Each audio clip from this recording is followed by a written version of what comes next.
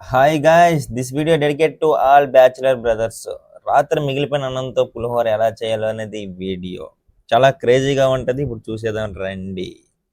ఇదిగోండి, ముందుగా రాత్రి మిగిలిపోయిన అన్నం అయితే తీసుకోవడం జరిగింది. ఈ అన్నాన్ని ఏం చేయాలంటే ముందుగా మనం రెడీ చేసుకోవాల్సింది ఇది.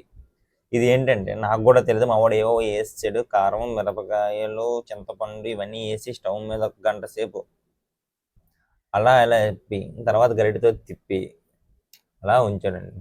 ఫైనల్గా ఆ రెసిపీ అనేది రెడీ అయిన తర్వాత ఆ వైట్ రైస్లోన ఇప్పుడు ఇది వేసుకున్నామండి. ఇది వేసుకుని ఒకటే కలుపుడు. ఎంత కలిపాడంటే మా వాడు పులిహోర కలపడంలో నెంబర్ 1. అందుకని బాగా కలిపాడు. వీడు అమ్మాయిలకు కూడా బాగానే కలుపుతాడండి పులిహోర. చేయి చూస్తే అర్థమైపోతుంది పెద్ద పులిహోర రాజా అని.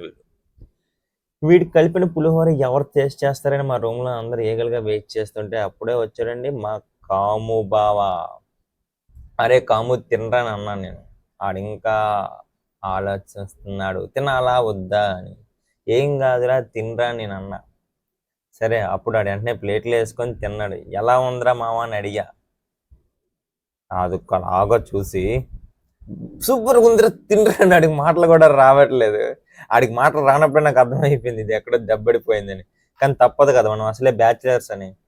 సో వాడు వేసిందే ఫుడ్ అని అదే తినేసాను. నిజంగా